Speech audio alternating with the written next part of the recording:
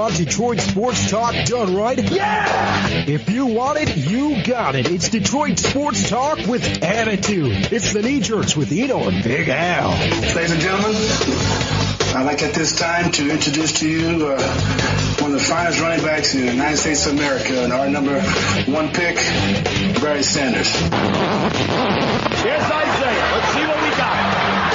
All the way up. We might not be in your car or on your transistor radio, but we're bringing you the best of Detroit sports past, present, and future. It's time for the Knee Jerks with two guys who know Detroit sports. Here's Greg Eno and Al Beaton. It's Tuesday, July 26, 2022. It's the day, well, actually, I was going to start with a Tony Dow tribute. Beaver Cleaver's brother and Leave It to Beaver, but turns out he's still alive. So I guess it's just going to be a typical episode of the Knee Jerks, Detroit Sports Talk with Eno and Big Al. I'm the Big Al, the Equation, Al Beaton, longtime Detroit-based podcaster and blogger. Joining me is my own Lumpy Rutherford, and that would be Greg Eno of the Out of Bounds blog and numerous other places online. What's up, Lumpy? Well, you got that right. The Lumpy part, that's for sure. At least it's not. At least it's not Eddie Haskell. Eddie Haskell, yes, exactly. Now, you're too nice to be Eddie Haskell, so. I'll take Lumpy for sure. Yeah. I am Greg, for my WordPress Out of Bounds blog. You can check me out there pretty much every Monday. My last piece was about how the Tigers should, hire a team president and blow the whole thing up, basically. And you can also follow me on Twitter at Greg Eno. Follow the Knee Jerks on Twitter at the Knee Jerks, and check us out there. We have a very special guest tonight. Red Wings radio voice Ken Kal is with us in a pre-recorded interview when we kind of cover the whole gamut of new coach, free agent signings, the Yzer plan, the goaltending situation. You name it, we covered it in our talk with Kenny, which we'll play for you in a little bit.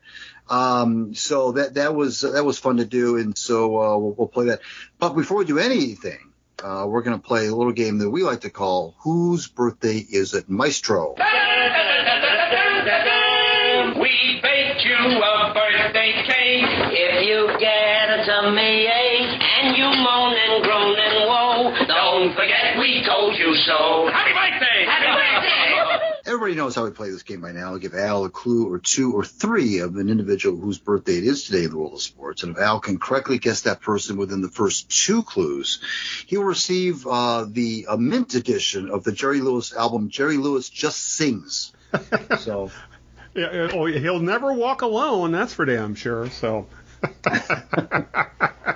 Oh my God! All these old people references here between a Jerry Lewis Labor Day telethon and Leave It to Beaver. Good Lord! Next thing you know, we'll be talking about the jazz singer and Al Jolson or something. Good Lord! All right, fire away, Greg. This person, Al, made his name in the world of baseball. He was born on this date 100 years ago in 1922. Oh, yeah, see what I mean? All these old people we're talking about. He passed away 20 years ago in August of 2002. He played until he was nearly 50 years old. And I will stop there. Played till he was nearly 50 years old. And he said he died in 2002. He died in 2002. 22. Born in 1922, yeah. Born in 1922, which means he probably played in the 40s through into the 60s at least. Hoyt Wilhelm. Oh, my God. Don't tell me I got it right. You got it. You got it. Oh, my God. Cheers to me, man. That is a good job. That is a good job. Nicknamed Old Sarge, which I didn't know, but he played until he was 2 weeks shy of his 50th birthday when he last pitched for the Dodgers. He started his career. Here's what's funny about Wilhelm. Yeah. When he started his career, his major league career, he was almost 30. Really? He was almost 30. I didn't know he was that old. He was almost 50. So he played. He was a very old rookie and played. So it was a trick question at that. Good Lord. Yeah, I mean that's amazing. But, old knuckleballer, of course, as you know, and he has the major league record for most wins in relief with 124. Yes. First pitcher to reach 200 saves, first to appear in 1,000 games. The length of the list of records is voluminous for him. So, yeah, good job, Hoyt Wilhelm. Yeah, I was either going to guess him or Warren Spahn. And by the time for him, let's try Wilhelm. So, the only thing that gave me a chance is that you said he pitched till he was almost 50, and I knew he pitched almost forever. So, that was just pure luck. I'm living right tonight. So, I'm going to go play the lottery. I'm stopping the podcast right now. I'm going to go buy a lottery ticket. No, I want that $800 million bucks. But here's another funny thing about Wilhelm. Everybody knows of him as a relief pitcher, but he did throw a no-hitter. He threw a no-hitter in 1958 as a starter, so he did start long enough to throw a no-hitter. He's an 8-time All-Star, which I didn't know. Won a World Series in 54 with the Giants, and he was an ERA leader twice. He's a Baltimore Orioles Hall of Fame. He played for 10 teams he played for: the Giants, the Cardinals, the Indians, the Orioles, White Sox, Angels, Braves, Cubs, Braves again, and the Dodgers. So there you go. Good job. 100 years old today, had he lived. All right, now I'll have to buy a turntable so I can listen to Jerry Lewis. So That's right. He'll never walk alone. I can't sing that song very well at all. So, all right. With that, Greg, why don't you introduce our guest? I will do that. We will play for you now a pre-taped interview we did with Red Wings radio voice Ken Kal, in which we cover a whole slew of topics, and enjoy that right now. Well, what is kind of quickly becoming an annual tradition around here, around these parts, the Knee Jerks parts, every summer we're bringing radio voice Ken Kal in to talk about the Red Wings. And when we talked with Kenny last summer, it wasn't nearly as exciting of an off season as we have had this year, and so we got lots of coverage on the other end of our line. Ken Kal, the radio voice of the Red Wings. Thanks for being here, my friend. Well, it's always a pleasure being here, and I know after I talk to you, training camp's usually about a month away, so the summer's really flying by, and we're looking forward to training camp. Absolutely. It's always good to get back into a little bit of a hockey mindset. We've got the Lions training camp beginning, so you know that the fall is creeping closer, and before we get to any of the multitude of off-season topics we have on the docket here, kind of catch us up, Ken, on your summer. What have you been doing? What have you been enjoying your summer? Kind of give us the highlights of what you've been doing since they blew the final horn after the season ended. Well, obviously it's nice to have some time off. My wife and I went up to Mackinac, and we're heading out on a vacation coming up next week, but for the most part, it's been actually kind of busy. We knew at the end of the year that the Red Wings were in search of a new coach, and obviously they made that happen. We knew that free agency was going to come around, and they were going to be busy in free agency, which they were. And, of course, the Red Wings are still involved in the draft and selected some pretty good players there. So we knew it was going to be a busy summer for the Red Wings, and it has been, to be honest with you. So really haven't had much time off, but on the other hand, I'm really looking forward to the season because with the way things have gone in the off season, I think Red Wing fans are excited about having the season start. I would certainly agree with you on that. Now, maybe something that fans don't really think about, even though it seems like it would be as plain as the nose on their faces, is that you're traveling with the club. I mean, you're getting on and off planes. You're spending time in airports like the players are. So by the time the 82 game grind, and of course, sadly, there haven't been any playoff games for you to broadcast, but when you get done with an 82 game, grind, I mean, that's a grind for you and Paul Woods too, isn't it? I mean, it's not like you guys are sitting at home in a studio doing these games. I mean, you got to travel now that the COVID things are kind of lifted. I mean, isn't that kind of like a grind for you two? You've been doing it for so long.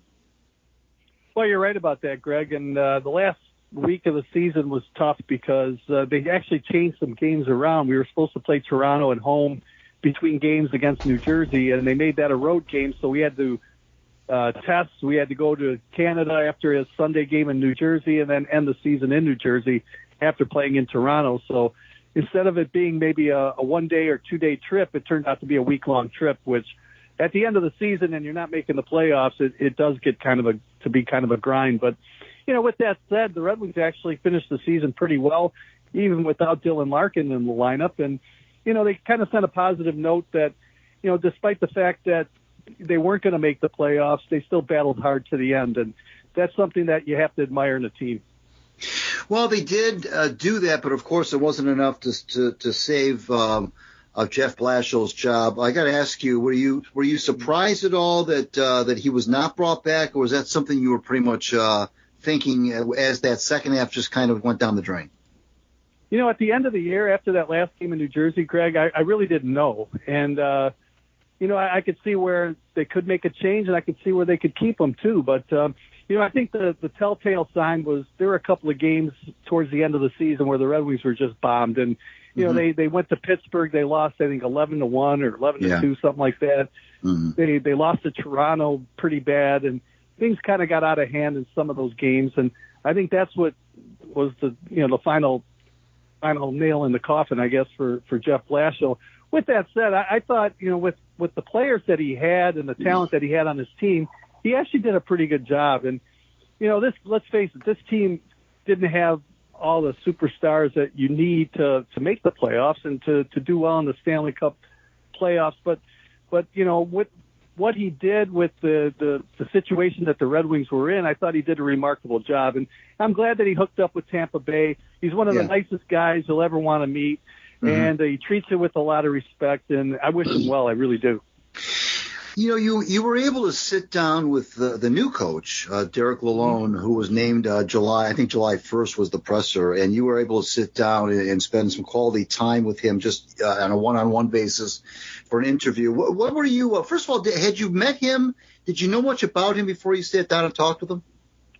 Well, the only thing I knew about him was that he was actually, because I was calling Michigan games in the CCHA, I knew that he was with Ferris State. Did I know anything about him? No. And I had a chance to sit down with him when he was introduced to the public as the Red Wings head coach, and I didn't know anything about him, to be honest with you. But after the 10 or 15-minute interview, the talk that we had, I found out that he's a pretty good guy, and he seems like he treats people with respect. And everything I've heard about him, as far as from other players that he coached, that he has a good relationship with his players, but also he can be rough on players too, where if you're not doing the things that he wants you to do, he can, really, really lay the law down. So that's good, I think, in a coach. But, to me, he seems like, and I don't know much about him. I'm looking forward to working with him over the course of the next couple of years. But, it seems to me like he's a relationship type kind of guy. He wants to get involved with his players. He wants to know what makes them tick. And he wants to continue to coach them, and he's looking forward to coaching some of the youngsters on the team. General Manager Steve Yzerman said, and this was really kind of right at the end of the season when he was when the Blashill news kind of hit, and he said that he was looking for a coach who would shore up the team's defense. And you mentioned those bombings, the 11-1 and so forth, and there were quite a few of those. You're right. But Stevie said that the defense was kind of his priority, and maybe fixing the power play, of course. But what kind of philosophy do you think Coach Lalonde has in terms of what do you think about Coach Lalonde? Let me ask it this way: what do you think it is about Coach Lalonde that makes Stevie think that the defense could be helped by his coaching? Well, I don't think it's all coaching. I think it's all about players, too, and getting players to play the way you want them to play, which means you have to play both offensively and in your own defensive zone. And your goaltenders have to be better, and your defensemen have to be better in front of your goaltenders. So, a coach can only do so much. He can have a system, but it's up to the players to really perform. And I think that what you've seen in the offseason with the type of players that the Red Wings brought in, they're good two-way players. Andrew Kopp is a good two-way player. David Perron's a guy that can score. Dylan Larkin, I think, is a pretty good two-way player. But on the other hand, the defenseman, Mo Seider, was terrific. They got some help with Ben Sherratt there on the blue line. Big body there, shut down kind of D.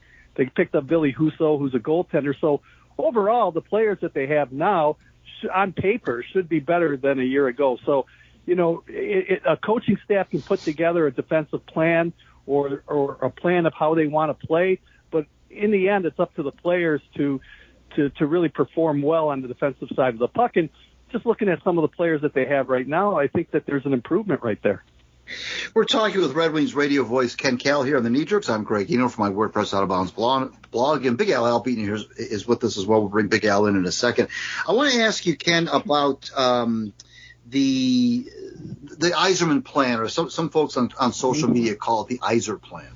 Now, it seems to me that the whole Blashill dismissal and the Lalone, bringing Lalone in, is indeed part of the plan. You see that Yzerman is bringing. You mentioned players, and obviously you're right. Players are the key.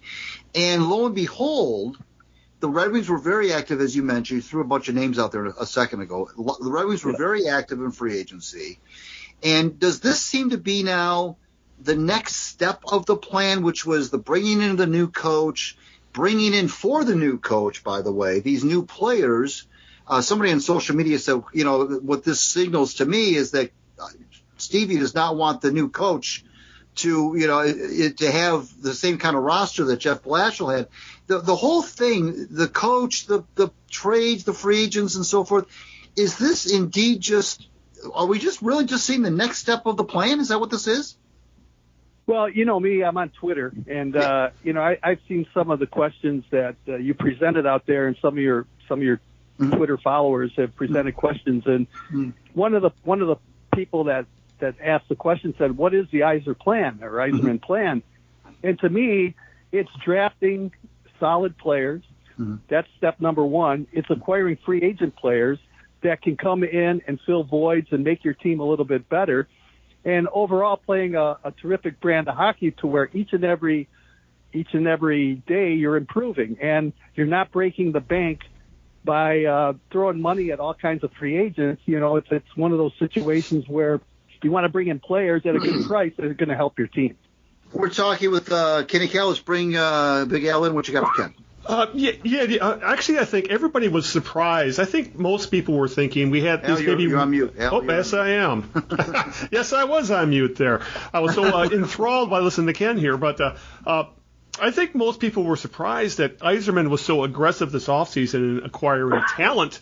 I think many fans, me included, were thinking we had one more season of, I don't want to say tanking, but not investing so much in the salary, maybe doing some more sin eating and that kind of thing, and get more draft capital. And I think Steve Yzerman surprised everybody by what he ended up with, getting 3 forwards, 3 or 4 defensemen, and a goalie, and using up. There's still some cap space left, but he used up quite a bit. Were you surprised yourself that the Wings he got so aggressive? And do you think maybe some of this is because he's seen that Bertuzzi and Larkin, they're kind of entering the window where they have to compete with those two? Well, I'm not surprised that Steve was aggressive in bringing the players that he brought in, just because of the fact that if you looked around, the division got tougher. Yeah. I mean, Alex DeBrincat went from Chicago to Ottawa. Ottawa was a team that was below Detroit last year, and now all of a sudden they're pretty good. Buffalo's getting a lot better. Montreal's getting a lot better. So really, he had to do something, and he went out, and I thought he picked up some really solid players. And just to follow up on that, do you think this is also a way of telling Larkin, Bertuzzi, and some of the veterans that we're done? I won't say tanking per se, but we do want to start winning games with you, and this is playing into working on re-signing those guys, because they have extensions coming up for the next year or two. Well, you're right about that, and I think Larkin and Bertuzzi are keys to this Red Wing team going forward. And obviously, who knows what's going to happen down the road? I mean, you can't sign everybody, and sometimes you have to give up players to get players in return. So, I don't think there's anybody who's safe, to be honest with you. I just think that, going forward, I think they want to sign Larkin to a long-term deal. I think they want to sign Bertuzzi to a long-term deal. who knows what's going to happen with the COVID situation in the future. Maybe things will be lifted where Bertuzzi can play in Canada. If it's the same as it was last year, obviously that hurts the team. So I just think that there's a lot of question marks that still need to be answered. But with that said, I really believe that Steve likes his players, the top players that are on his team right now, and he wants to sign them and he wants to move forward. And again, it's all about getting better each and every year. There's no guarantee that this team is going to make the playoffs. Now, a lot of people, they look at the free agent signings and they're going like, wow, this is pretty good. The Red Wings have made a splash. But with that said, Steve is conservative, and he's going to look at this and say, well, wait a minute, hold your horses here. This is a tough division. It's a tough conference. They want to get better, obviously. They want to win more hockey games. But if they don't make the playoffs, that's not the end of the world, but you do want to see improvement each and every year. And sooner or later, you get a stable of young talent, which they're starting to develop right now. Grand Rapids is going to have a whole host of players that will be playing there, and now all of a sudden you have some depth. You have some young players that eventually will be Red Wings for a long period of time. So that's what you need. You need to build your stable of young players. You need to fill in the slots with your free agents, and sooner or later you're going to have a dynamic team that's going to be a playoff contender and a Stanley Cup contender. Ken, last year when we had you on, I don't know if you remember this, but I was kind of concerned about Dylan Larkin. I wasn't sure what kind of a player he was. At the time, he of course had a big score. I think he had a 30-goal year under his belt, but then he had slumped. And I was really concerned about what kind of a player this kid was. And I got to tell you, he answered the bell last year. He proved to me anyway that he is definitely a piece. Not only is a team captain, but an actual productive piece in the lineup. And you mentioned signing him to a long-term contract. I really think that Dylan Larkin showed me that he took a step forward again after, to me, having taken a step or two back. And I just kind of give me your thoughts about him. I know that you see him a lot more than I do, but do you feel more comfortable now that he maybe has found his way and he's kind of got his foothold in as being one of the, I wouldn't say one of the elite centers in the National Hockey, but certainly one of the more stable and reliable players in the league? Well, Greg, first and foremost, last year when you and I were talking, I had the same feeling you did. And, Dylan Larkin came off a pretty bad year, and there were a lot of question marks on whether or not he could come back and play really well. And obviously he did, but I think a lot of people had questions regarding that. With that said, I think Dylan Larkin is a guy that has shown management that he wants to win, and he's a leader of this team. And, he deserves, I think, an opportunity to be with this team for a long period of time and have a chance eventually down the road to win a Stanley Cup. Now, the thing about Dylan Larkin is the fact that he can't do it all by himself. And I think at times over the last couple of years, he was in that position where he had to fend for himself. He had to fight for himself. You need other people around you in order to be successful. And I think that's what the Red Wings are getting involved in right now. They're building a team around him so he can concentrate on doing what he has to do. Yeah, that's a good point. We're talking with Ken Kal, radio voice of the Detroit Red Wings here. I'm Greg Gino. You're listening to the Knee Jerks. I'm Greg Gino from my WordPress Out of Bounds blog, and Big Al, who was here a couple seconds ago with the question, is with us as well. We'll bring Big Al back in. I got one more for you, though, Kenny, before we do that with Big Al, and that is of the new acquisitions that were signed in this flurry of free agent activity a couple weeks ago, which player or players intrigue you the most in terms of guys that you really are interested to find out how they'll do as Red Wings, or for whatever reason just intrigue you the most? Well, first and foremost, I like all of them, to be honest with you, but David Perron, to me, is a guy that can score goals, and he's a guy that I think can help on the power play. I really do. And the Red Wings need some guys that can put the puck in the net. Last year, Jacob Vrana, he only played, 15, 20 games, if that, last year. It'll be good to have him in the lineup now, and he's a guy that can put the puck in the net as well. He's not obviously a free agent, but he's a guy that really they need him to produce. Mm-hmm. With that said, I think Tarik Skubal is a player that can help on the third line. He has something to prove. Chicago didn't want to re-sign him, and, he's looking at new life here in Detroit. And he's a guy that's always been a Red Wing killer, Greg. And, to me, I think on the wing, he's a big, solid player, and he can really help this Red Wing team. So those three guys right there, I think, can really help the Red Wings. And, again, on the blue line, I always said they needed a shutdown defenseman. And Ben Sherratt, that kind of guy that can team up with Mo Seider on the blue line and really solidify the defense and shut teams down when it's a one-goal game. Yeah, that's for sure. Let's bring Big Al back. What you got for Ken Kal? Yeah, it's funny. Ken just kind of took away a couple of my topics about the offense and Sherratt. So I wanted to ask you about what looks like it's going to be Sherratt's partner on the blue line, and Mo Seider. He had an awesome season in rookie year, won Rookie of the Year, essentially solidified himself as the Wings' number one defenseman. What do you see as the ceiling? Are we talking foundational? Like, is he like the foundational piece on this team now? You're talking about Seider, you mean? About Seider, yeah, exactly.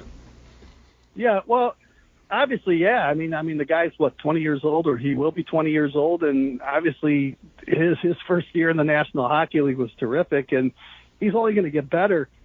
With that said, I think the Red Wings are hoping Simon Edmondson can come in this year, and they're going to give him every opportunity to make this team as well. So the Red Wings right now are really they've got some depth on the blue line that's only going to help them out in the future. And I might as well ask you also. Let me ask about his running mate in the Rookie of the Year race, and Lucas Raymond. Do you think he ends up on the top line, and what sort of a season are you expecting from him? Well, I think right now that top line of Larkin, Bertuzzi, and Raymond were really good last year, and who knows what Derek Malone's going to do, if he's going to break them up or what. But I really like that top line. Then if you look down at the second line, you've got Perron, Kopp, and Vrana. And that's a pretty solid line right there. And you got some depth with Suter, Zadina, and Kubalik there on the third line. So right now, the Red Wings have some depth, and that's something that they didn't have last year. Mm-hmm. If you were able to shut down the Larkin line, obviously you're going to beat Detroit. But now you've got three lines there that can give other teams some problems, and they've got players that can score goals as well. Back to Seider real quick, Ken. I mean, every time a young kid like that kind of bursts onto the scene, you kind of wait for the other shoe to drop. You think, well, it's a long season. Will they hit a rookie wall? We've seen that happen, not just in hockey, and all these in other sports where there's been a long grind. But that never really happened with him. He or Raymond, frankly. There was always that consistency. And frankly, if anything, Seider got better as the season went on. So, that's got to be exciting when you see a kid like that who's that good come out of the gate.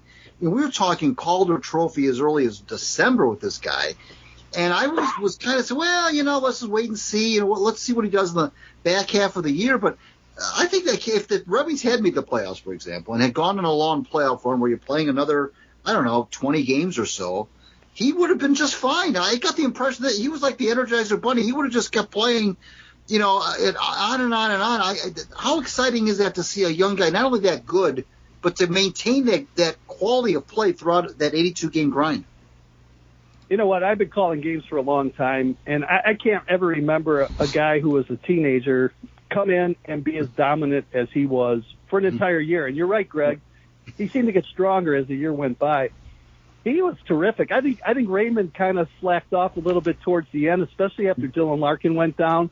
Mm-hmm. I think he relied on Larkin a little bit, but Seider there at the end was as strong as ever. And I agree with you. If the Red Wings were to be in a playoff series, he would have been strong as at the start of the season to me. But he's just amazing. Like the way he played, to be physical and to do the things that he did back there on the blue line as a 19-year-old was just amazing. And you just don't see that from young defensemen in the NHL.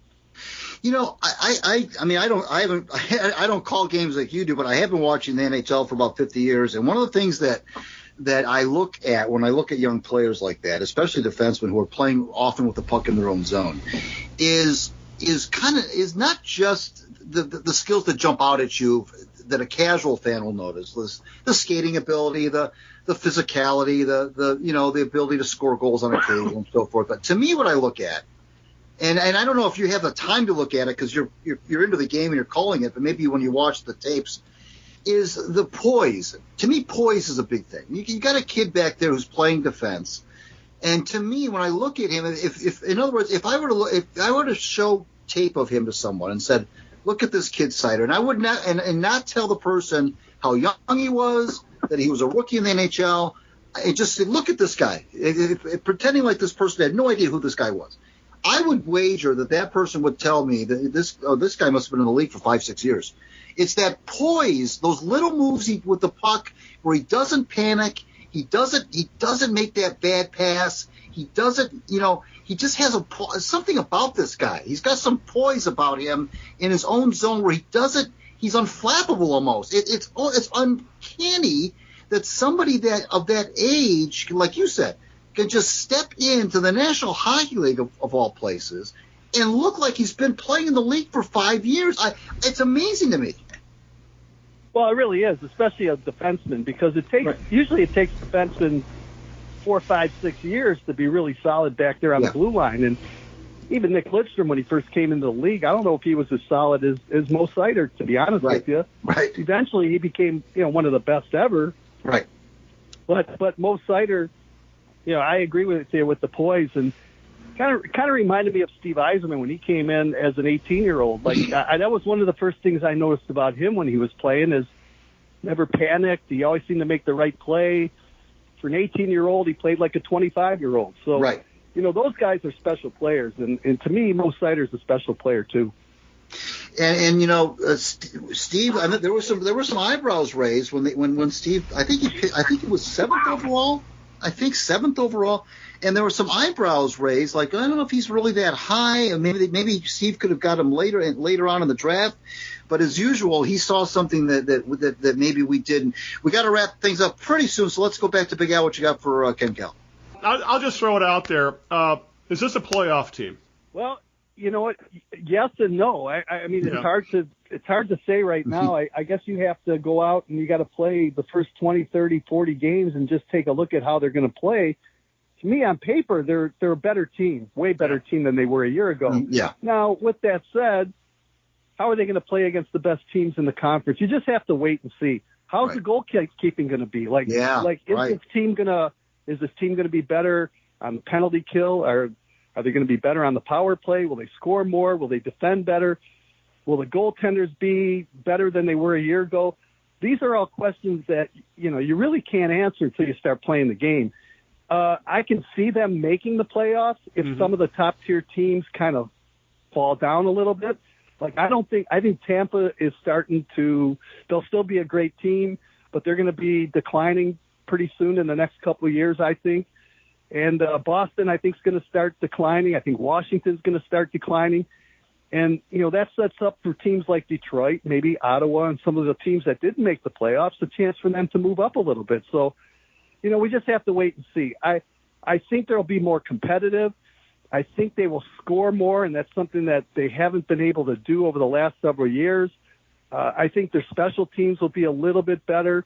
Now, overall defensively, are they going to be in those one-goal hockey games where they have chances to win? I don't think they will be blown out as much as they have in years gone by. But again, you just never know. That's why you have to play it. You mentioned goaltending, which is something we did not touch on. We probably should before we let you go, because that was kind of at times maybe not a sore point with me, but a disappointment with me. I thought that when they made the trade with Carolina last summer to get Nedeljkovic, I thought that was a great trade. I thought that was one of those Steve Yzerman specials where you just, he pulled out put the mask on and the gun out and stuck the other team up. But he was kind of inconsistent, this guy. And I don't know if that was sometimes it's funny, Ken, with goalies. You don't know if the goaltending is if that's an indictment on the goalie, or if that's the goalie playing down to the level of his teammates. And he played much better for Carolina, really than he did for the Red Wings. But the Carolina Hurricanes are a much better team, so you got to take that into consideration. Now they bring in Husso, and now we got seemingly a legitimate 1-2 punch. I don't know that there's necessarily one. Maybe there's a 1A and a 1B in terms of who's going to play more minutes. But I was a little bit put off at times by how Nedeljkovic, and I think he would tell you that he was put off by how he played. But is that something that does the goaltending get better because the team gets better? Is that one of those deals? You know what? I think so. And look at Nedeljkovic's shutouts last year. He played in Vancouver. He had to make 46 or 48 saves. I mean, you're asking a lot from your goaltender seeing 48 shots, right? Right. So, with that said, and here's why Lalonde is going to come in and try to shore up the overall team defensive play. Your goaltender is only as good as your team defense in front of you, and if you can allow 10 to 12 less shots, quality shots a game, you're going to win more hockey games. And I think last year the forwards didn't do a very good job of coming back and helping out the defensive zone. I think the defensemen at times turn the puck over way too much, and that forces the goaltender to play on his head. And, to me, that's unfair criticism. Now, obviously, goaltenders, they're the last line of defense. They have to make the save, right? I mean, that's what you get paid to do. But with that said, the good teams are teams that can limit the shots on goal against, limit the quality scoring chances against, and when you do that, you have a better opportunity to win. Now, with that said, I think Nedeljkovic wants to play better this year. I think Billy Husso is a guy that played well for St. Louis, had a really breakout year last year, and I think he can help this team. And there'll be some great competition as far as how many games are going to play between Husso and Nedeljkovic. So both want to be number one goaltenders, and they'll push each other, which is going to help the Red Wings. But again, to me, it's all about how you play in front of the goaltender. And if you can limit those shots against, and you can play in the offensive zone more than in the defensive zone, obviously you're going to win more games. Who's the name, Ken? What's the name of that young kid they've got, that goalie? They got the big kid that what's that? Help me out here. Yeah, what about him? What's the time frame on this guy? Well, Kosa really played well for Edmonton over the last couple of years, the Edmonton Oil Kings. Uh-huh. And, he came into the development camp in last year's prospect tournament and really didn't play too well. And he has to work on his game. So I would say that he's at least 2 or 3 years away from being, the goalie of the future for Detroit. So he'll have an opportunity. We'll see what happens this year, whether or not the Red Wings put him in Toledo or they put him in Grand Rapids to be, to work at his game and be a solid professional goaltender. But to send him back to Edmonton, in my opinion, I don't think that's a good idea because he's excelled at that level. He needs to make a jump right now, and the next jump would obviously be with either Toledo or Grand Rapids. So when do you pack the bags? What's going on? When do you leave to go to start seeing training camp and stuff? What is it, the second week of September or such? Yeah, right now I think it's September 14th. We're heading up for the Prospects Tournament, which is a great tournament. I think there's 6 teams in it this year, and it's an opportunity for me to see some of the younger players. Last year I saw Cole Sillinger play for the Columbus Blue Jackets, and he ended up making their team, and he had a really good year in his rookie year in the NHL. So you get to see some of the young prospects. So that's around September 14th, and right after that is training camp, and then we start doing the preseason games. So right after Labor Day is when it gets busy again. I meant to ask you real quick. Do you ever see Paul Woods in the off season? Do you guys ever do anything together, or do you see enough of each other during the regular season that you're willing to just ready to take a break from each other? No, I mean, I'd like to go fishing with him. He always tells me he's a great fisherman, but I got the boat, he's got the fishing rod, so but the thing is he's busy. He heads up north. He visits his mom in Canada quite a bit in the off season, so we don't really see each other, but we're in contact. We text each other, we email each other, and we're ready to go when September comes around. Okay, well, let's not do any Mario and Pemba Rod Allen nonsense, okay, in the booth, please? No, we take our chairs out, we stand, and we do the broadcast. We don't even want to let that happen. Yeah.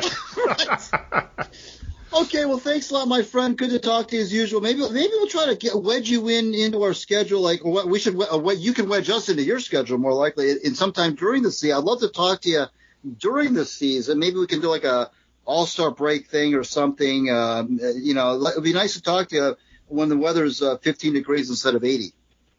Well, yeah, that's good. And here we are. We're figuring out what we want to do and how the Red Wings are going to be, and then maybe 2 or 3 months into the season we can check in and we'll see where they're at as far as the halfway point. So it's always good. I always enjoy your articles, and I always enjoy your podcast too. So thanks a lot for having me on. Appreciate it. Oh, our pleasure. Thank you for being on, and we appreciate it. And enjoy the rest of your summer, Ken, and we'll see you soon. Okay. All right, sounds good. Thanks. Okay. Bye-bye. As always, it's a ton of fun talking to Ken. It's also drives home the point that my God, the training camps almost like the Lions are starting tomorrow. The Wings are preparing to start their, as he said, the prospect tournament's starting very soon. It's like, where did summer go? I'm telling you. Yeah, I know. It really is. But Ken always has I love talking to Ken. He's a lot of fun. He has a ton of information, and I think he's going to actually get to call some quality hockey this year. At least entertaining hockey, because as we talked about during the interview, it was really, the offense got to a point where it was painful to watch that team play last year, at least in the second half, especially. Right. I think he was kind of in agreement with us that it's time now to make a little bit of, you asked the question about the playoffs, but yeah. I think he was kind of in the same frame of mind as we are, which is, well, playoffs or not, you got to show some improvement now. Tanking is over, in other words. Yeah, you got to start. Right, you got to start to play competitive hockey for an entire season, not just in pockets of the season. So whether that means playoffs, I don't know. He's right that it's a strong division. There's a strong conference, frankly. Johnny Gaudreau now comes over from Calgary. Yes, Johnny Hockey, which makes the conference better, tougher, even though they're not in the Red Wings division.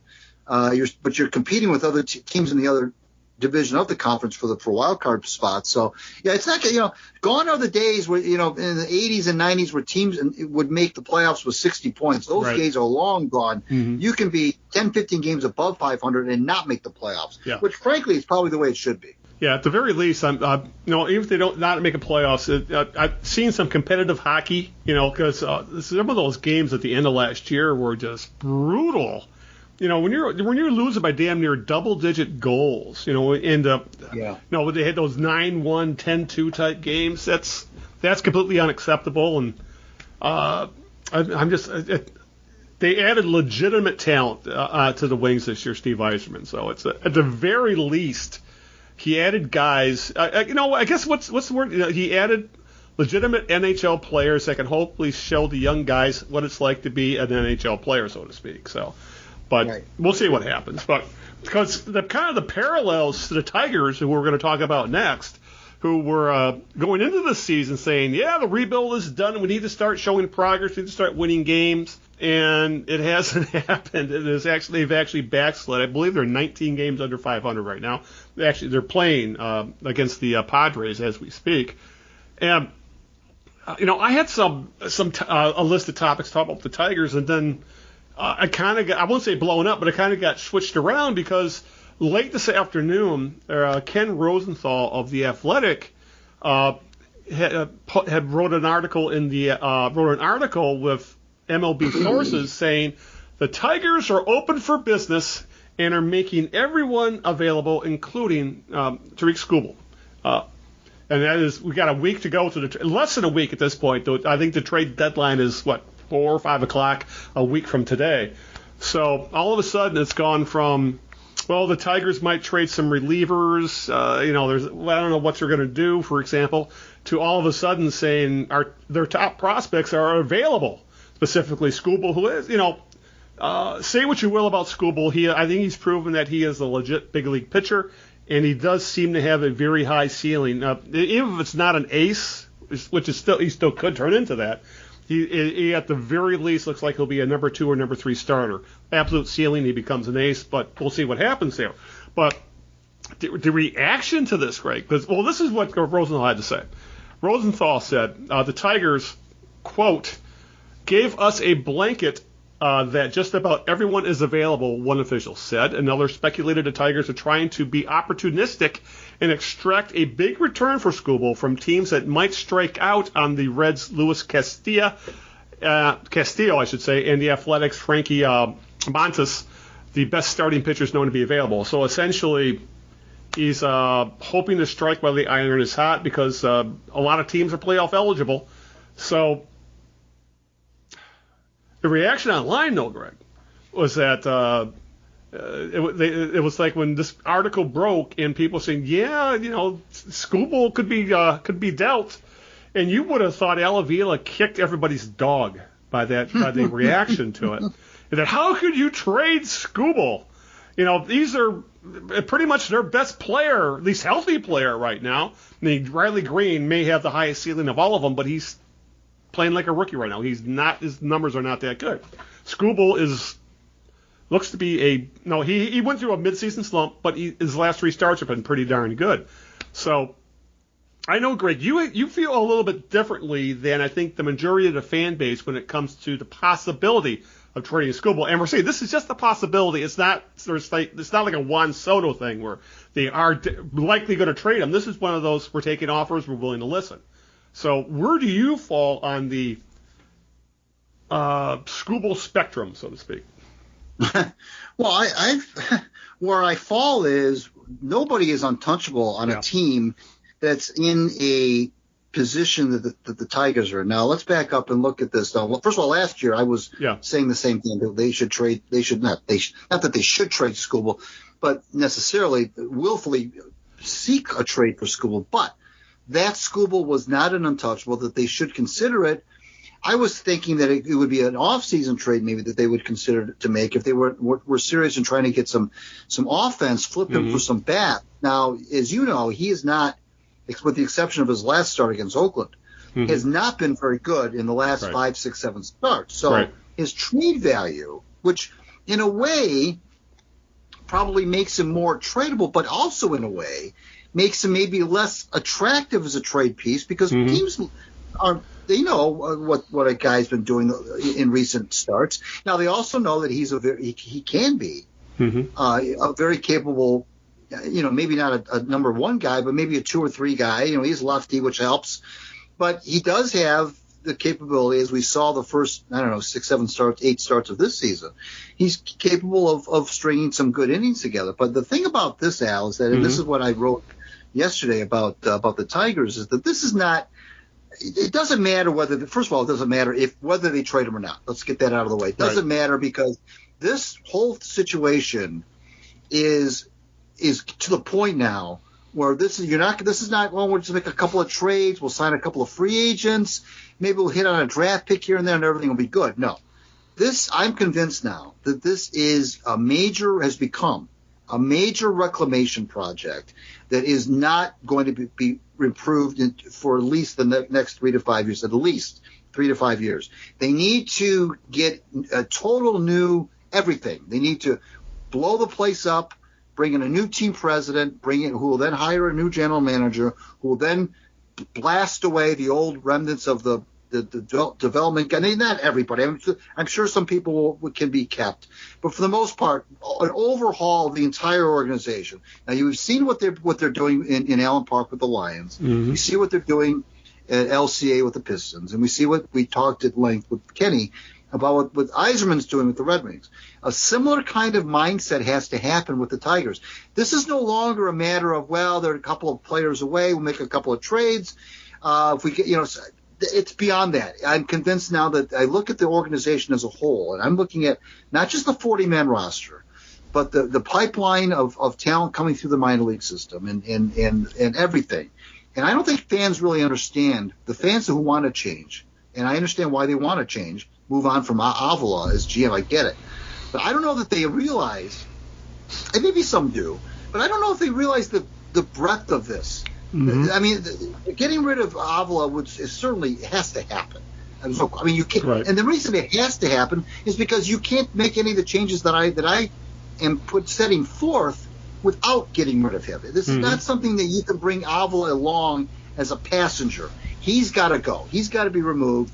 They've got to bring in entirely new, just like the Lions did when they got rid of Quintricia, just like the Pistons did when they got rid of Van Gundy and everything. They got to just start anew. And I know fans don't want to hear that because they've already seen, it's been 4, 5, 6 years of bad baseball already. I understand that. But to me, it's becoming very obvious that this is not – the Tigers are nowhere near being a good organization right now. And whether they trade Skubal or not doesn't really change that. So I don't know why they think that Skubal – I don't know why they're so aghast. And maybe it's because he's one of the few players that they feel, the fans feel, is a building block to something that would be bigger. I understand that. But what they're not taking into consideration is that this is not a building block team yet. There's no building blocks to be had right now. Torkelson and Greene even. I mean, okay, maybe they will be with the team in 4 or 5 years when things maybe start to get a little bit better. But this is, to me, it's like looking at a decrepit house that needs to be just completely. What's the word when they for an old house that's decrepit? What's that word they use? That the city comes in and does, it will be. Oh, good Lord. It's on the tip of my tongue. It's. I know. Anyway, that's what this is. That's what this is. So to put a Skubal in there and say into that kind of a scenario and say, well, he's a foundational piece, doesn't really, to me, whether they don't trade him, fine. They trade him, fine. To me, it doesn't really matter. Whether they trade him or not is what I'm trying to say. Yeah. It doesn't matter because this situation is way beyond Tarik Skubal. It's way beyond the hitting coach. It's way beyond, Torkelson struggling and being sent down to Toledo. It's way beyond that. This is an organizational enema that has to happen, and it doesn't really matter if Skubal gets traded. The fans who are aghast over it, it's funny because I don't know. I think what they're afraid of is because the person who would be trading them, if he does get traded, is Al Avila, and they have no confidence that Avila would get anywhere near the return. Now, but the question, Al, is, and I'll put it to you: what is the return for Skubal? I don't know. Is he the kid that came out of the gate for the first 7, 8, 9 starts, or is he the kid that we've seen the last 6 or 7 starts? Who is he, and what do you even get back for him? Yeah, well, the thing is, that's the question, because the type of team that would want to trade for him is not going to give you major league players in return because they're trying to make the playoffs, and they're not going to give up guys who got them to that point. So you're talking prospects. And from what we were told, the Tigers really want major league ready ball players. So it's kind of a catch-22 there to begin with. Because the type of team that could give you major league ready ball players are teams that are not in the playoff hunt, that are probably in rebuild mode, and they wouldn't be in the market for a Skubal anyway. So it's kind of confusing here as to what exactly the end game here is and what kind of deal they could put in place. But I guess it only takes one team to, as they say, to fall in love with a player and think of his upside, because it's obvious Skubal's got a lot of upside. And he's still young, and he'd be under team control for another 5 years, give or take. So when you factor all that in, he's a guy who can give, when he's healthy, can give you 6 innings every night, every time he goes out there, and be competitive for the most part. No, obviously, as you mentioned, he did have that midseason slump. But yeah, I mean, okay, so you say they trade him. I don't think you're going to get a Riley Greene level prospect. I mean, a major league ready prospect in return for him. That's so. Say you trade Skubal and you get a haul like 2 or 3 to players that are equivalent to what you saw in the Verlander deal, for example. That's kind of admitting the rebuild needs to be rebuilt, as you've been saying. So if trading Skubal and getting prospects in return, when you already are strapped for arms, we'll talk about this, what dire straits the rotation is in right now. say you trap essentially your number one starter, because that's what he's the de facto ace. Even though he's not an ace yet, he is the de facto number one starter on the Tigers. Right. You trade him, you're essentially saying, we're waving a white flag in this rebuild, and we got to do it all over again because we're getting prospects in return who could be a year, 3 years, or more away. So, because the thought that you could get a major league ready ball player, a bat specifically, in return for Skubal is nice, but I don't think it's realistic, if you know what I'm saying. You're not getting Riley Greene or Spencer Torkelson in return. You're getting double-A guys, double and single-A guys who have high upside, and that means they are probably a year to 3 years away, which all of a sudden this rebuild turns into a decade-long rebuild. So the Tigers are kind of screwed here, to be honest with you. Everything you said is spot on, and the thing about these, and I even hate to even use the word rebuild. I get sick and tired of hearing using the word, but when you are in where the Tigers are right now, it's all about timing. And my thing about Skubal was and this is what I wrote about on Monday. Is the lack of boldness, the lack of risk taking. One of my Twitter followers, Nick Milanovich, put it perfectly. He said, "Look, Mike Ilitch was an entrepreneur. Mm-hmm. He was essentially a self-made millionaire. Really, he was a self-made billionaire. And why? Because he took risks."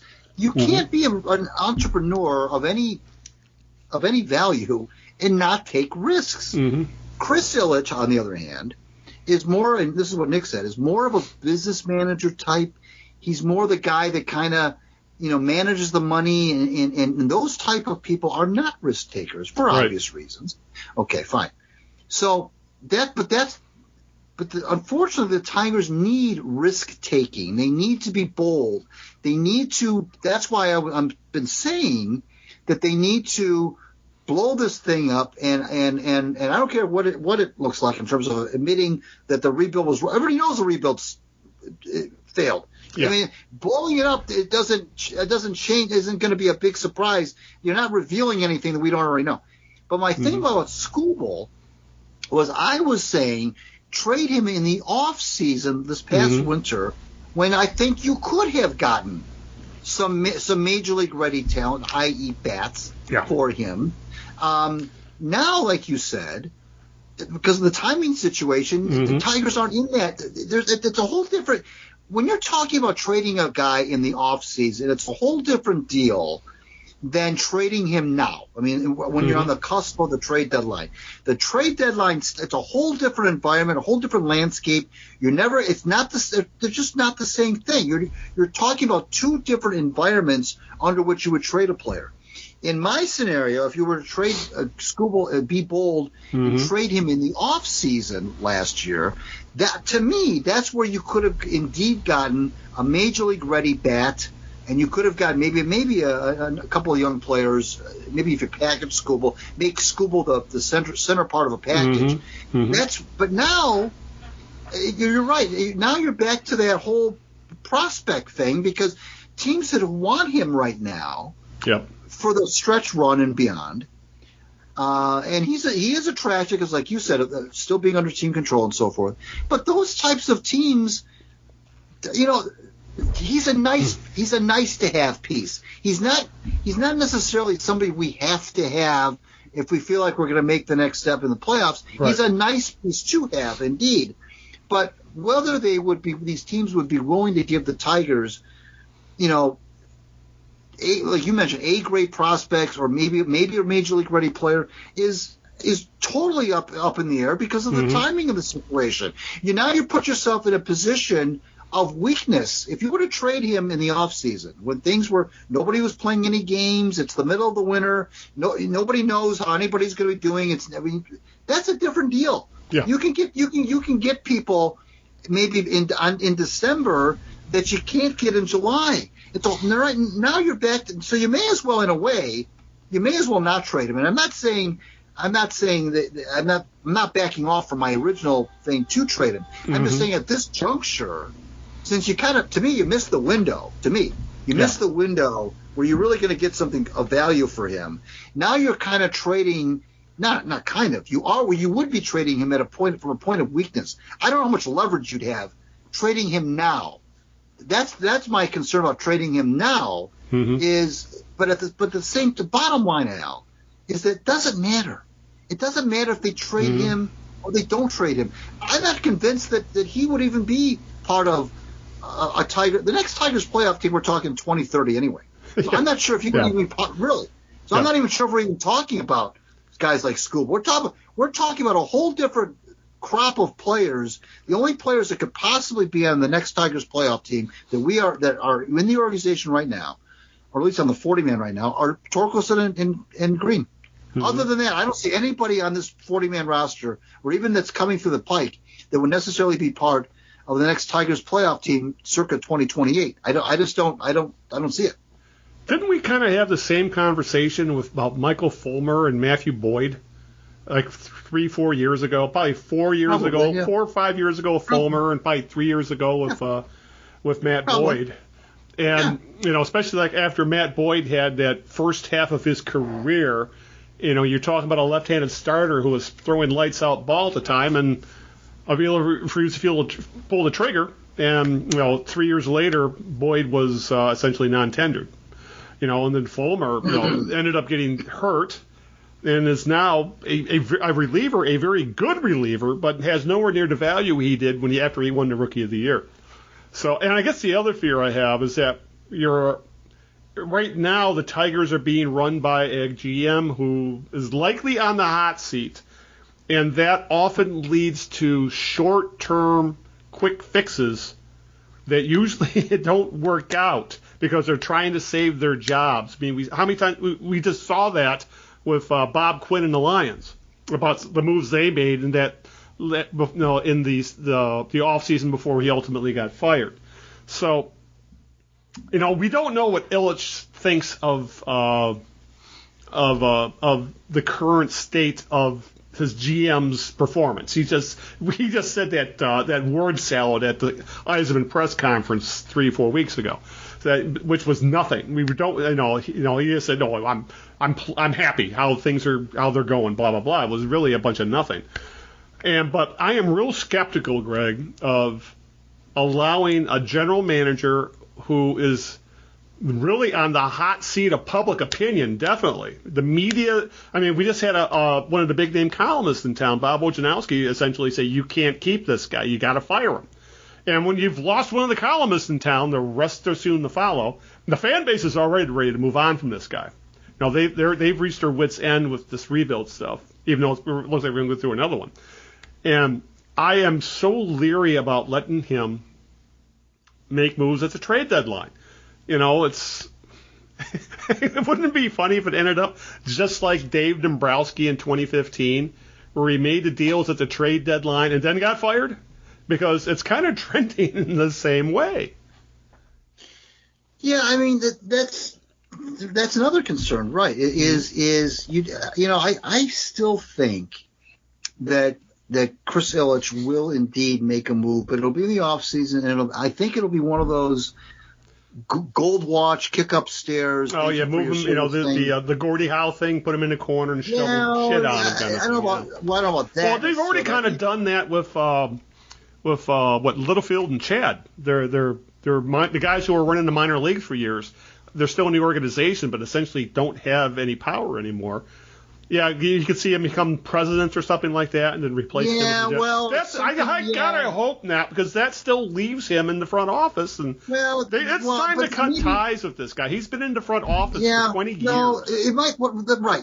What I'm saying is, it's less likely to be a flat out we've let him go, and more of a maybe. Al Avila decided to retire. Yeah, or we've agreed that we're both agreed to part ways. Something more pleasant than getting the Ziggy. Right. Yeah. Right. And it's not going to happen until the off season. So he's going to have this go around here with the trade deadline.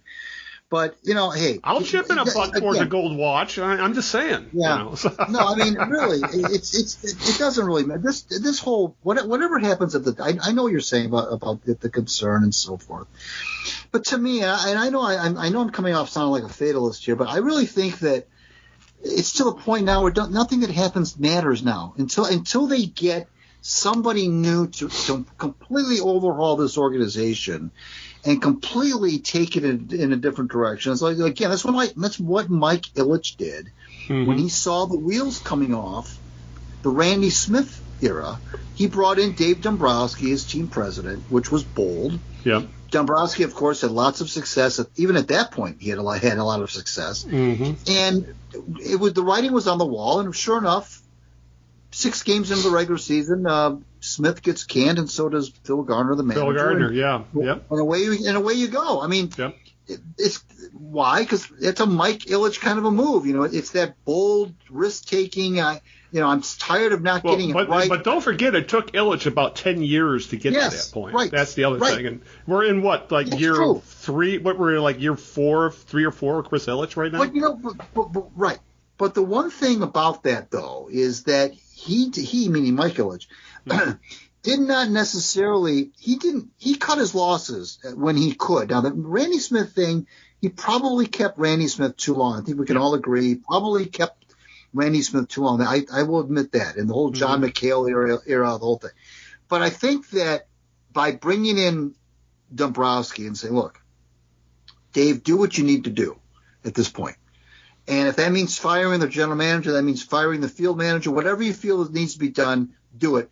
Because now I'm entrusting you, because you've won a World Series, you've got the resume, you've got the cash. You do what you think is best, and we'll roll with it. Because you're right. They had a lot of false starts with a lot of GMs and a lot of different front offices. It didn't work out. The same thing happened with the Red Wings, although Jimmy Devellano was allowed to stay and make it right. But with the baseball team, it was just a lot of no real clear direction until they brought in Dombrowski. And that's the same kind of a thing that has to have. The problem, though, with my theory is that we're not sure if Chris Ilitch has that kind of vision or that kind of boldness or that kind of chutzpah to indeed say, look, the whole new thing here, guys. And I know that and I think the fans, Al, although they're really upset right now, I think they would welcome such a thing. If Chris Ilitch were to just completely do what I'm suggesting and bring in somebody totally new who's going to be – and the reason why is because they're seeing how it can work. And I know there are different scenarios in different sports, but they're seeing how it could potentially work with the Pistons, the Lions, and the Red Wings.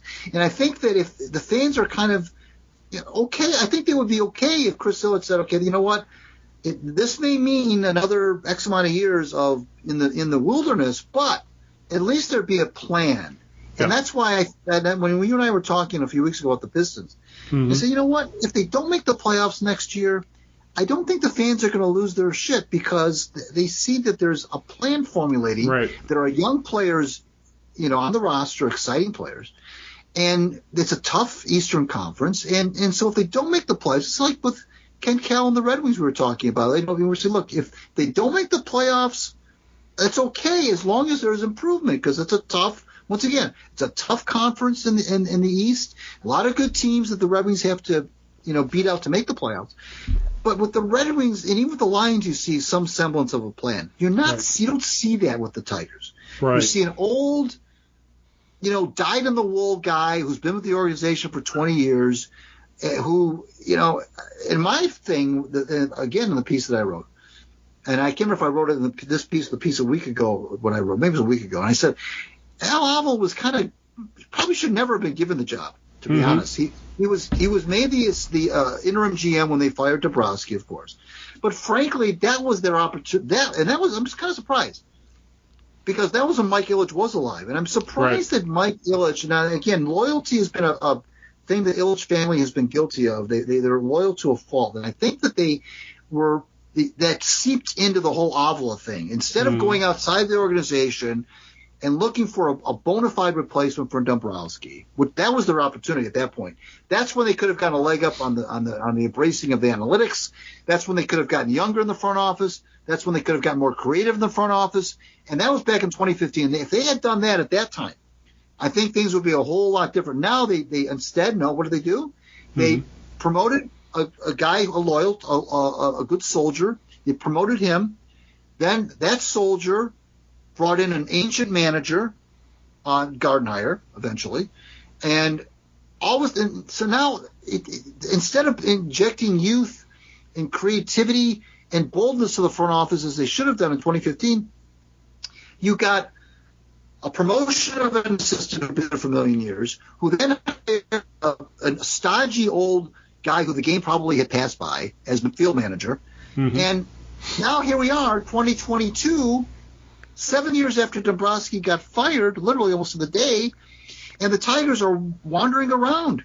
They for the last, ever since they let Dombrowski go, you can say what you will about Dombrowski, but ever since they let him go, they've just been wandering around with no direction, no Tigers way, no boldness, no creativity. Where's the international players? Where's the influx of international talent on this team? No, the whole thing is just the Tigers are so. I mean, look at the Mike Ilitch ownership, Al. I think 21 out of the 30 years that he's owned that family's owned the club, they've finished below 500. They finished below 400 several times, and they've even finished below 300 twice.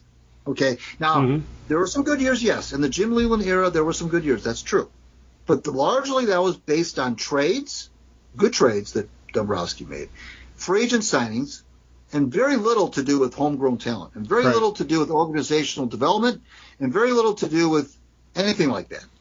It was almost a fool's gold thing, if you will, for those years. Now they could have won a couple World Series, true, but they didn't, and they were 1-8 in those two World Series, by the way. Right. So I mean, they just are this organization now, and you know this. You follow this team for 50 years, even back to the Jim Campbell days.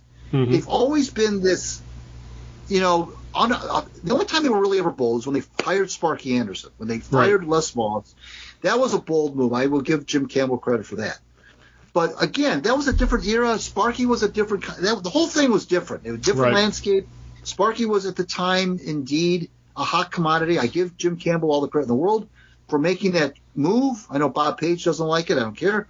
But that was a move that I think that if the guy was available, they made the move. Tigers, but Al, you know this, traditionally have not been an organization that does anything bold or creative, or how long did it take them to embrace analytics, for example? For God's sakes, I mean, they just haven't been. They've always been buttoned down, and if any success that they've had has not been because they've been a great organization from top to bottom.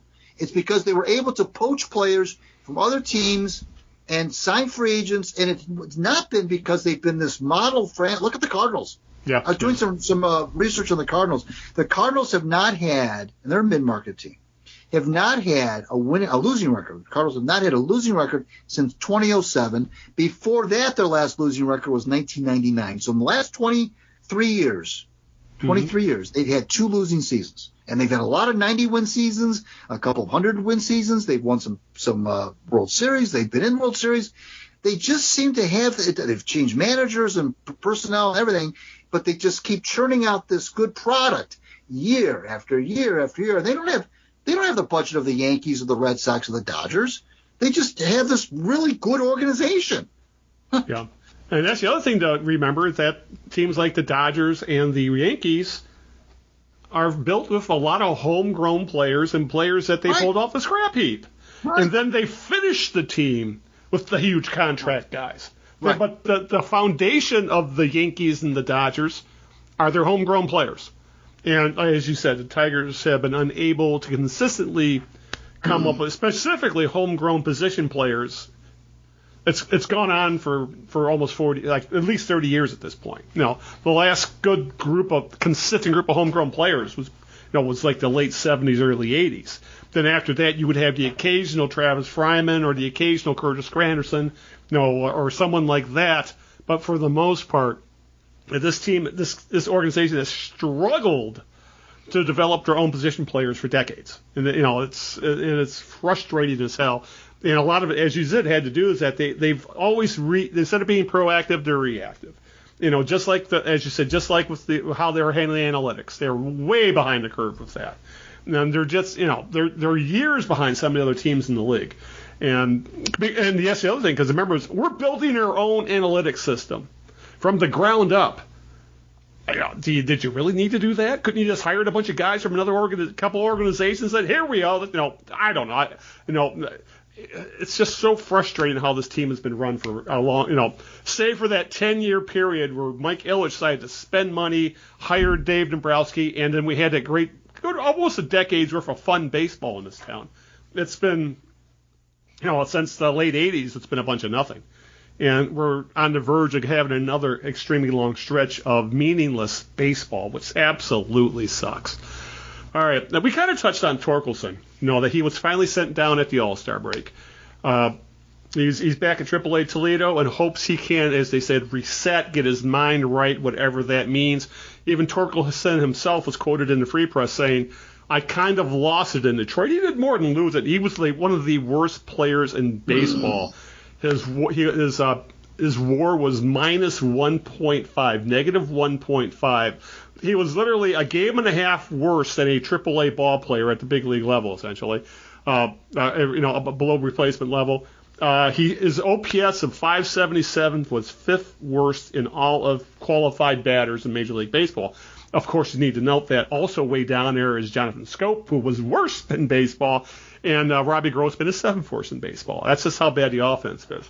But I know the Tigers said of Torkelson, we're hoping he can snap out of it in the big leagues. He's always, his track record in the minors was he would struggle at first, he would figure it out, and then he would hit. Unfortunately, that didn't happen at the big league level. Now he's back at AAA, and a small sample size, but he is struggling at AAA now. The talent is obviously there. You just gotta hope that this kid is not irrevocably broken. Well, I guess that's always a concern, I suppose, with a guy like that. But I don't think so. I don't think that's the case about it being irreparably broken. I'm really not that concerned about him, to be honest with you. Again, because I'm taking this bigger picture look. I'm not taking a myopic look about short-term gains here. Mm-hmm. I think that Torkelson and Greene, I think they'll be fine. I think they are indeed. And the thing is that they need to be more than fine, though. These guys need to be impact all-star level ball players. That's true. That's the problem here. They can't just be league average ball players. They can't. No, you're right. Just can't. No, that's point well taken. You can't be drafted first overall and third overall like they were and be anything less than that. You're right. That's true. Yeah. But at the same time, again, the state of the organization is such. Mm-hmm. Now, and I know that it's tempting to just look at them in terms of the very near future, and are they going to be, like you said, these impact players going forward.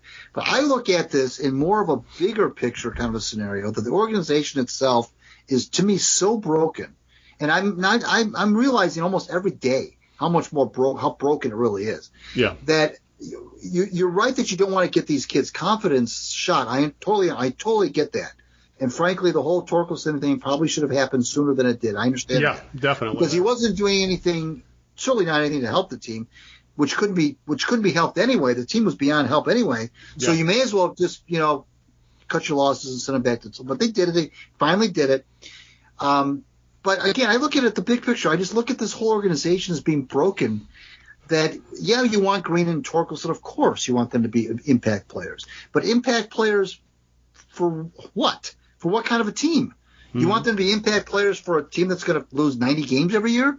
Or do you want them to be impact players on teams that can make some noise? We were talking with Ken Kal about Dylan Larkin and about how Ken thinks that the Red Wings are starting to add these pieces with Dylan Larkin in mind. That he might be one of the not that you necessarily are building around him, but you are building around. He is one of the people you are building around for sure. Sider and Bertuzzi and Larkin and Vrana and so forth. Raymond, those are the players that will be here. We know they're going to be here in 4 or 5 years, and they are going to be part of the next playoff team. So yes, you bring in people, veteran people in their prime, guys like Kopp and so forth, Perrin and so forth, who've got resumes, been playoff games and so forth. That's fine. I get that. But how are you going to build around these kids, Torkelson and Greene? I mean, you can't. You can't just say, okay, we've got these really shiny rookies they were drafted in the top 5 overall, and these are going to be impact players. Okay, fine. But impact players for what? Mm-hmm. I mean, so they can go and lose 90 games every year? I mean, it doesn't. Well, it looks like Illich, to get out of this mess quicker, he's going to have to spend money, as in he's going to have to sign bats on free agency, or they're going to have to start when these guys start getting healthy, arms wise, start trading some of these arms. The Mannings and the Mises and the like that. But that's like a couple years away. Well, here's why this is why I'm taking such a high level, 5,000 feet approach with this, because first of all, there's not a lot of free agent bats. I looked at the free agent tracker. I've said this before. I looked at the free agent tracker this year and next year even. There's not. It's slim pickings. Believe me, they're really not. There's not a lot of names out there that are going to make you get excited. Like Jamer Candelario. Secondly, it's just not. Before he spends a dime, he has got to get the front office right. He's got to get rid of Avila. He's got to start the whole thing give the keys of the kingdom to somebody who outside the I don't want to hear about Sam Menzine and guys like that. Somebody from outside the organization. This guy, Carlos Rodriguez, by the way, for the Rays, keep an eye on him. He's going places. Now, whether he's going to go into Detroit, I don't know. But this guy is going places. Unless the Rays lock him up like they should, and he never budges from there. But that's the kind of guy. Bright, young, innovative. He's all about player wellness. He's got a lot of stuff going for him. He's done a great job with the Rays. That's the kind of guy you got to bring. Just like the Pistons brought in Weaver from Oklahoma City, just like the Lions brought in Holmes from the Rams. You got to bring in somebody from outside the organization who maybe hasn't been a GM or a president before, but has that makeup that has the makeup to do it. This whole thing about free agencies, you got to get bats. We're past that now. This whole thing, Al, is so broken. Unless you go out there and sign the top 5 hitters in baseball, which you can't. Then I don't want to hear about free agency either, because you can't. You're not going to free agent your way out of this. You're not. The only thing that's going to work is completely bombing, setting 6 of dynamite throughout the organization, and pushing the plunger down, and then whatever, and then you can do it. Short of that, there's nothing that's gonna fix this. You've got bad players throw up and down the 40-man roster. The 40-man roster is filled with 4A players, bad veterans who are on the downside, the Robbie Grossmans of the world, guys who would DFA left and right if you and I were in charge, would be DFA left and right. And you got some you have some kids in the I don't know how good they are. I have no good. That's this whole thing, Al, is just so. The ship has sailed on so many options. The ship has sailed on trades. The ship has sailed on free agent signings. The ship has sailed on anything short of blowing it up and bringing in a baseball guy in here, baseball man, a young, creative, energetic, dynamic guy to come in here and do with the Tigers what Holmes is doing with the Lions and what Weaver's doing with the Pistons and what Yzerman's doing with the Red Wings. That's what you need. And unfortunately, that's going to add 3, 4, 5, 6 years to the thing. I get it.